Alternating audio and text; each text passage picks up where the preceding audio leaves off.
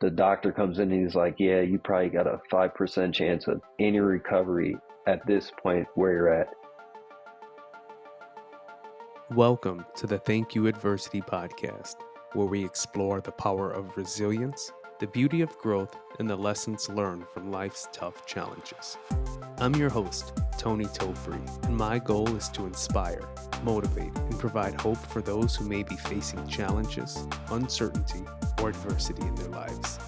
We'll journey through inspiring stories of triumph over adversity as I interview people who can offer insights, encouragement, and practical wisdom to help you navigate through life's ups and downs. Join me as we uncover the silver linings behind every setback and discover gratitude in the face of adversity. Navigating through life's challenges can be tough, but remember, every hurdle is an opportunity for growth. Thank you, adversity. Hey everyone, welcome back to Thank You Adversity Podcast. I'm here with a really special guest, born and raised in Apple Valley, Minnesota, was a star basketball player for Apple Valley High School. He went on to play college basketball at Lake Regent State in North Dakota, a D1 junior college. I'd like to introduce everyone to Jordan Bolton. Jordan, how are you doing, man? I'm good. Thanks for having me. Absolutely. Knowing our history and when I met you through going through your rehabilitation, I just really wanted to have you share your insights, your story, your thoughts on adversity, hardships. But the main goal of this podcast is really focusing on how people manage their hardships, how people see the silver lining through adversity. And that's why I'm doing this podcast. Right. So knowing you, knowing your fight, your motivation, I said, I have to contact Jordan. I have to have him on. So I appreciate it. Absolutely. So we'll just hop right into it. Born and raised in Apple Valley. How was life growing up for you? Well, actually, Apple Valley is where I went to high school. Grew up really in South Minneapolis, but just playing sports. Whole life was baseball, football, basketball, playing outside with friends, playing sports, playing with my cousins. So that was really like my whole life was just outside being active usually for the most part. For sure. I was going to ask you, was it always basketball for you? But you said baseball. Did you mention football as well? Just kind of all sports? Yeah, yep. So, and those take their year round because all three are different seasons. Mm-hmm. So, yeah, really no breaks. Just as soon as one season ends, I'm on to the next one. Deep in your heart at this time of your life, are you like, I love them all. I love basketball, football, baseball. I love it all. Or were you always pushing towards basketball? It's funny because football probably was my number one love. I was a quarterback and I just loved being able to really, a quarterback has to be a leader and really show and lead by example. So I really liked having that pressure and responsibility, really. Mm-hmm. So football was actually my number one love. But as I got older, I didn't get off the field actually. In the football, I was on special teams, offense, defense. Okay, so you were playing both ways. Yeah, so I was kick return. I was actually the kicker and punter. So as I got older, it was just becoming a little too much. And that's why it became basketball. Yeah. But a lot of people that grew up with me would say I was probably a better football player, honestly. Okay. Dang. So playing both sides, not only both sides of the ball, but special teams as well. Yeah, never got off the field. All around talent, man. That's awesome. I like that you mentioned the characteristics of a quarterback, having that responsibility, being a team leader, having the team look at you. You're in a position to inspire, motivate, get your team going. So that's awesome that you didn't shy away from that, or, especially at a young age. I think, at least for myself, being in high school, being, probably not the most outgoing in a sense to be like, let's go team. And that's something that I honestly feel that, it's like one of those things that I don't know if you can teach someone. It's just something that's in you. Right. Just natural. Yeah. Because it's funny you say that because outside of sports, I'm shy. Okay. I'm very, very quiet person. I won't talk unless I'm spoken to pretty much. Yeah. Which people usually get the wrong idea that I'm mean or something. But for sure. I'm just super shy. Yeah. But when it came to sports, it was a whole different ballgame. Yeah. Wearing your heart on your sleeve. Like, this is my time. This is me. This is who I am. Yeah. So this was in high school at that time. What motivated you the most to be the best for yourself? So in high school, going back to high school now, I don't know if a lot of people know about the dynamics of my basketball team, but I had played with three current now NBA players. Okay. So just having to compete with them, seeing how they attack every day and knowing like if I want to be anywhere close to them, I got to put in the work that Mm-hmm. they do. So that was really the biggest motivation was just Yeah. trying to compete with them and, try to be better than them, honestly, was the goal. So that would always push me to go extra hard in the weight room or do extra reps here and there just to try and, stay close to the level they were on. So that really helped me and motivated me Yeah. along the way. You mentioned having three future NBA players around you as your motivation. Like, what did that do to you? That just kicked you in gear to push yourself and go harder. And, Yeah, I got to do this because I'm not going to fall behind. right. So that's awesome that you said that. It happens through life, in general, as kids, as in high Yeah. school, and even as adulthood, man. It's And I also wasn't the tallest. So okay. I had to work extra hard to get everything that I wanted out of the Hmm. sport because I'm not the tallest. Basketball is Yeah, a tall sport, pretty much. it is. Yeah, for sure. Heart over height, right? Right. Yep. There you go. Was back then, I'm guessing, were you big AI fan? Steve Nash? Oh, that's actually my favorite. That was actually my favorite player was AI. Same. So that's why I wore the sleeve Okay. and the headband. Nice. Yep. Yep. Same thing, man. Yep. I was number three. Thought I was AI out there for sure. Yeah, So in your mindset, were you? I mean, having sports be number one for you, that's your thing, that's your passion. Like in your head, were you thinking, I'm going to the NBA, I'm going to it was. NFL, whatever I do is going to be sports related? It was never like NBA. I never was thinking professional. Okay. My goal was just to get a scholarship, because I knew with my family dynamics at the time, Mm-hmm. college would be hard for that to be supported by my family. So I Yeah, knew I would have to do everything I could to get as much of college paid for through even academics or sports. So I was always going hard in those two things for that reason. that's deep, man. Yeah, that's, having that motivation there as well, doing it for your family and doing it for, a bigger purpose, not only the glam, the money, the big stage, but also like, where I need to be next. And that's what I feel like about you. You just are really level set, level headed, Right, make smart moves, planning out, you're not just jumping in just whatever. And you just seem like that type of person to really, really make smart moves in your life. So that's awesome. right. So you're in high school, you graduate high school, you want to play college ball. Can you tell me a little bit about the transition and why North Dakota? So it's kind of crazy actually, and this is how I came up with the why not me. So during my whole basketball career at Apple Valley with high school, I was always having to prove that I was good enough. Like certain people were given things, I had to earn everything, and I had to go twice as hard and work twice as hard because I was Hmm. always getting told like what I was not by my coach. Like, oh, you're too short to be a shooting guard. You're not good enough to be a point guard. So that's when I just came up with why not me.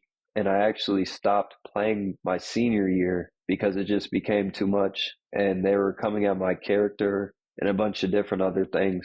And, already being in a predominantly white area and Hmm. being a black man, Yeah. and now you're coming at my character as well, like, which has nothing to do with basketball, but I take very serious. Yeah. I was like, I can't keep doing this because that's not me.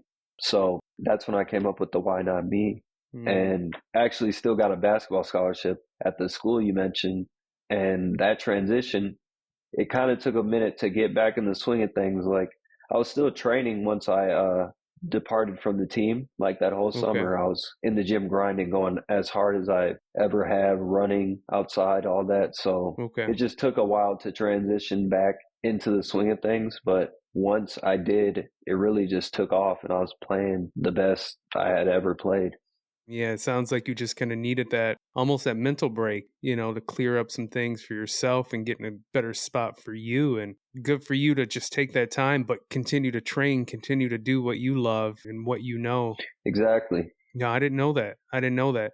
And really special that, that from that story, you creating the Why Not Me and still carrying that on to this day. I notice all your posts and things that you write or your clothing brand, right? Why Not Me? Like it's just so deep. I love it. Right. Yeah. So inner city kid, same as me. I went to a school, predominantly Black or Hispanic school in high school. I moved to Puyallup, Washington. When I moved to Washington, I would always say it was comparable to your Cretan, Durham Hall, Right. uh, predominantly white, and it was very tough for me. So I can imagine your transition to North Dakota. Can you just tell me a little bit like, Oh, all right, I'm in North Dakota, now what? well, I'll tell you, like, so my first week there, I had all my stuff done early because I like to just like get my stuff done and then I don't have to think about it. I can just do whatever I want Yeah. throughout the day. So I'm sitting there in class and the teacher just starts yelling at me in front of everyone, like, why aren't you doing your work? And I'm like, I'm already done. I have nothing to do. And she was just like, oh, I can tell you're on the basketball team. Didn't Ooh. had no clue that I was on the basketball team or anything, Yeah. but of course, because I'm a black man athlete, she's assuming. Yep. And I was like, no, actually, I'm on the soccer team. We don't even have a soccer team. But I was just like, if you're going to be disrespectful, I can be disrespectful too. And she was just subbing. She was just subbing. That's why she didn't really know what was going on. But that was the first week there. So Yeah. I knew I was like, oh, well, I'm just have to be Hmm. prepared for this type of stuff. Yeah, it's a But different world. yeah, It's like a wake up call. it really was. Yeah. Okay. So you start playing basketball. How's your season going? Your first year?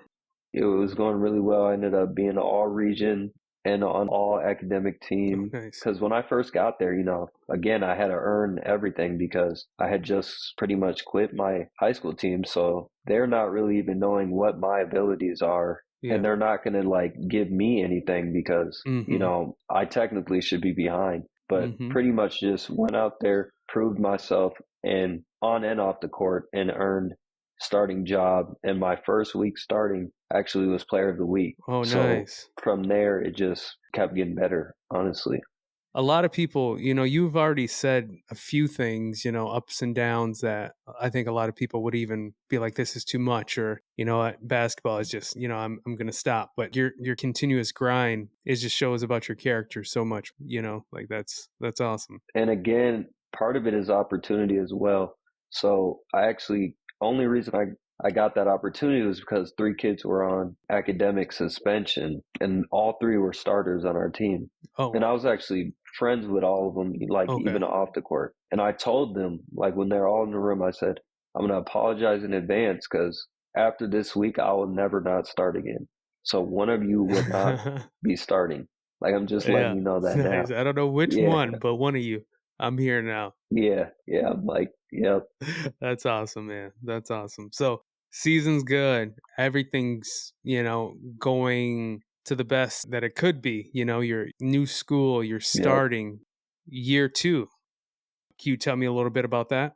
So year two started off pretty shaky Okay. because in like the second game, which I played really well, like it was probably my best game in a while, but I ended up getting hurt at the end of the game, like right at the end. I was going Mm. up for a layup and a dude clipped me and I came down like all my weight on one foot. So I was Yep. out for pretty much a long time. Like I didn't know what it was because I couldn't put weight on it. Started hurting really bad. Ended up getting an MRI and they said it was fine. And I got some insoles that magically just made it better. Like he was like, just get these type of insoles. Yeah. So then after I got that, it was right where I left off from last season. Okay. Was just eating, doing real good on the court, off the court. I did all online. I was able to convince my advisor to let me do all online classes. And I was just finishing like courses in one day, like whole courses. So I just had a lot of free time, was playing. Everything was going well, really. Okay. And then that's when the injury happened, really, in February. It was like right after I had been back from finally playing and everything. Like I Okay. actually hit a game winner probably a week before or whatever. Oh man. Okay. Okay. Wow. Have you and your home experienced storms that brought hail or heavy winds? Do you know what damage may exist to your home's exterior? Or maybe you are looking to upgrade your home's appearance and functionality with new siding or windows. Well, look no further than Preferred Contracting and Construction in Woodbury, Minnesota for your start-to-finish solution. Transform your house into the home of your dreams with an expert team of contractors. From roofs, siding, windows, and gutters to decks and patios, Preferred Contracting and Construction has you covered. Preferred Contracting and Construction replaced my roof, and it looks fantastic. Their attention to details and professionalism exceeded my expectations, and I couldn't be happier with the results. Experience the difference for yourself and trust the experts at Preferred Contracting and Construction to bring your vision to life. Contact Jake or Heather today for a consultation at 651-207-8266 or visit them online at mnpcc.com. That is mnpcc.com. So things are going well. You know, as you mentioned, you just hit a game winner. I mean, like you're back from injury, like let's go. And then the injury, what happened here? So I was out partying with teammates, was just not in the right frame of mind, and ended up running into a wall full speed. And part of the reason that happened was I was just binge watching Harry Potter. So okay. I thought I was going to Hogwarts or something. I don't know. So then ended up getting hurt, was out of it. Like actually was like not breathing out of it type of deal. Felt like I was going up. Like I thought I was done. I told God I wasn't ready. And then I woke up, and that's when I was in like the ambulance, like woke up in there. Like I felt the breath come back into me. Like they had to give me Narcan or whatever for whatever I took. And then I was in the hospital. A nurse was actually being real rude to me. Like, again, I'm in North Dakota. So she's just like, you were partying, blah, blah, blah. And like, I'm actually concerned for myself. Yeah. I just asked her, like, why are you being rude? Like, I don't know what's going on. And they actually were trying to discharge me. Wow. And I'm like, no, my neck hurts really bad. Yeah. So then they went and did the test and seen something was off, but like they didn't have the proper stuff in where I was at. So they actually airlifted me to the U in Minnesota, which was the greatest news of my life at the time because I missed home a lot. I can't lie. Like at that time I was like struggling. Like, yeah, I didn't know, like I felt so lazy because I had all my work done and everything. Like, I don't know. It just felt like I was going through the motions every day. Everything was going well, but I just wasn't getting challenged on a day-to-day basis that I wanted and that I was used to. Yeah, that was pretty much the story of the injury. I didn't know that. Thanks for saying that. At the time, you're going to the hospital in North Dakota. Did you have sensation like? That's the only thing that is foggy. Okay. With my memory, I don't know at that time if I did or not. Okay. So you're airlifted back to Minnesota. I'm sure nervous, scared, like what the heck's going on? I'm sure, your family, friends are going to be there, your support system. And from there, you get news about the severity of your injury, correct? Is that when they let you know? Yeah. Can you tell me a little bit about that? Yeah. So, it was still like, because I'm highly medicated at this time, I think. So, like, a lot of it was just like hard to understand. Like, I remember at one point, my friend Brock and teammate, mm-hmm. He came in. I don't know what I look like at this point or anything. Yeah. And Brock just comes in and instantly is crying. And I'm just like, bro, everything's going to be good. Like, I don't know what really is going on or whatever. But I'm seeing everyone's reactions to how I'm looking. Because, again, I'm not really in reality yet. Yeah. So then I just remember one night, and I don't know, like, between the days or whatever it's been, but the doctor comes in and he's like, yeah, you probably got a 5% chance of any recovery at this point where you're at right now. And at that point, I could maybe feel a thumbprint under my neck and couldn't move anything under that as well. Hearing that, what were some of your first emotions to that? Well, I'm a different guy, but I was just like, 5%, that's going to be me. Like, Yeah. and that was the mindset from that day on, honestly. Yeah. And that's what I know about you. You see that 5%. I mean, I feel like if that 5% was 1%, you probably would have said the same. Yeah, Where do you think you got that from? Because that's not most people. I was going to say that's not everyone. That's not even close to most people. Most people, you hit adversities, you hit hardships in their life and they spiral out of control or look to, just negative coping right. mechanisms. But where do you feel like you found that ray of hope in that fight that you have? Honestly, I mean, God, of course, Mm-hmm. but my mom and the women that raised me, like a lot of them were single mothers. Mm-hmm. And I always say, like, I don't think there's a more stronger person in the world than a single mother. Mm-hmm. So seeing all this stuff, she had to sacrifice for me to have the best life and my sister Mm-hmm. to have the best life we possibly could. I seen that mindset where like even when the impossible seems impossible, they make it possible. So Yeah. that's really where I think I learned that and got that from. Yeah. Man, that's deep. That's deep. That hits home for me too. I was raised, my dad was around. I got to go to my dad's here and there on the weekend, every other weekend, but it was mainly, my mom. And now having two, I'm like, how? How did a single black woman in Minnesota raise a Right, child by herself? It's just wild. And having that in your back pocket as your motivation, a situation that no one wants to promote, but that's life. And when those things happen, how can we take positivity out of a negative situation? It sounds exactly what you've done for yourself. That just built your character, made you strong, made you able to push through adversity and hard times right. and keep it going for yourself, man. So that's awesome. So you're out of the hospital, you're starting your rehab, you start making some gains, start making some progress, kind of start proving some people wrong, right? Can you tell Yeah. me a little bit about that? And So I remember early on I was focused so much on the legs and my mom was like, you're gonna have to focus on the arms before legs. And that day was when I finally had like moved the arm for the first time. So then from there, I would just keep going as much as I could of whatever movement I was getting. And then it was weird, like early on, the progress is big. So it's like you might wake up and you could finally feel your arm again or something.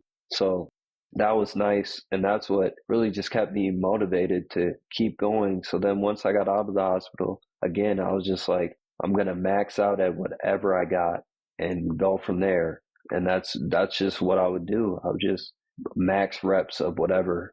If I got a twitch in something, I would try to do that twitch until it, became movement. And that's kind of how it went. It would start with a twitch of a muscle and then it would start to a little bit of movement to strength and then on. okay. I know just with everyone, we all have ups and downs. But when you are having those downs and not feeling it one hmm day, what's something that helps you stay mentally stable or helps you refocus? So back in high school, actually going back, I remember I used to get very emotional when I'd be mad, whether I would be mad, sad or whatever. And I just remembered back then being mad or sad about a situation never made it better. Mm-hmm. Like it never did anything. It made it almost worse because now I'm thinking about it and now my mood is off. Yeah. So I just had the mindset of that's never going to make it better. So you might as well be positive. Look at the positive out of it. So when I would be down, it would mainly be like, man, haven't seen any gains in a while. But then I'd have to think and be like, well, look where you came from though. Yeah. Like, remember when you couldn't feel anything and now you can. So just keep going because you don't know what the next thing will be. And that's kept me level headed Mm-hmm. and never too low. Yeah. You're focused on the bigger picture. Remember where you came from. Right. Remember where you started. You've made gains and it's possible. Yep. See the glass half full versus half empty is what I'm hearing you say. Right. That's awesome. And then again, I know I mentioned it earlier. I hear stories of, in the role I'm in now, but even back when I worked in Able, hearing people, or when I tell people what I do for work, oh my gosh, I don't know what I would do if something like that would happen to me. I don't think I can do it. And I truly feel that you don't know what you're capable of until you have to face adversity like straight on. Yes. And that's what I tell people all the time. Yeah. Because they praise me, and I'm like, when your back is against the wall and that's the only thing you have to do, like when you're at the bottom of the bottom, all you can do is go up, in my opinion. Yeah. See, that's deep. Yeah, I like that. I like that you say that, man. Yes. So, looking at today, what's your motivation? Like, where are you at mentally, and what's next for you? So today, I mean, now I have strength all the way down to the feet, full sensation down to the feet. And I'm just trying to get stronger every week. Nice. I'm blessed to have like an FES bike. And for people that don't know what FES bike is, it's an arm and leg bike that assists your muscles through electrical stimulation, and it can track your progress and everything. And that's really my biggest blessing right now. Mm-hmm. And it's been going really well. And I've been progressing nice on that. So really just translating what is going on that bike into my training. So like now I'm doing squats on the power tower. You know what that is, but again, just translating all that I'm doing at home and at training and applying it, and just keep getting stronger and keep getting more and more motor back. Yeah. From how you grew up being motivated to taking a break in your last year in high school to being at North Dakota and getting going there, and then the injury and having to fight back to bring you all the way here to today, your drive, man, is unmatched. You're so motivating. And I remember the first time like meeting you, I like seen you, and I remember kind of like, hey, we look alike. And learning a little bit about you, like we kind of grew up similar, and seeing your drive, man, you're just really motivating. And I don't know if you do a lot of other podcasts or do a lot of speaking, but I think you would definitely, you can help out so many people just of telling your story. Because as I mentioned, I worked in Able, but my current job, I talk to a lot of people, and a lot of people most people don't have what you have. They don't have that inner fight, that fire that's continuous, that 5%. Okay, 5%, I got this. They see it the other way. They see that 95% and they give up hope. And that's just so inspiring about you, man. So that's. Thank you. Yeah, for sure. So tell me a little bit more about your clothing brand. So that kind of, so it was funny because like growing up, I got the nickname of King Bolton. So a lot of people were confused about the logo. So it's a crown and a bolt to symbolize my social handles and my nickname growing up. And I appreciate you wearing it and rocking it. But of course, the brand is WhyNotJB, which springs from my lifelong saying that I started from high school. So people were just like, people really were pushing me to do the clothing because they thought I was a good dresser or whatever. So they thought I would, have a good idea of the design or whatever. And, I was like, I always wanted actually to have my own clothing brand as well. Back in middle school, even, I used to get sweatpants and would put my last name on them. Like drawing them out, like on the sweatpants? No, I'd get it embroidered. Oh, Like it nice. was my own. Like it was your own brand. There you go. Yeah. So it's kind of funny that it came full circle. Yeah. No, that's awesome. If someone's listening to this podcast and like, you know what, I want to learn a little bit more about his brand, or how can I get a hoodie or sweatpants or something? How can they find you? You can find me on socials. All my social tags are King Bolton 25, and will have the website backing up once the spring line is ready, if anyone is trying to support. Perfect. And I tell everybody too, the hoodies that I have, I love it. Absolutely comfortable, soft. Like I like it because it's like an athletic fit, I just feel like it's an athletic hoodie. And I feel like there's not a lot that are like that. So thank you. Yeah, for sure. For sure. I'm gonna definitely have to get another one. All right, last thing before we wrap up here. You know this about me. I love music. I know you love music. I have a passion for music. I have a passion for, public health, helping others, Yeah. and that's why I'm doing this podcast. But I said, how can I tie in music to this? I already know you. If I ask your favorite artist, Yeah. I already know what you're going to say. Drake, right? Yep. Drake's under a little heat right now, man. I'm excited to see what he puts out because he's going to have to put out something. Mm-hmm.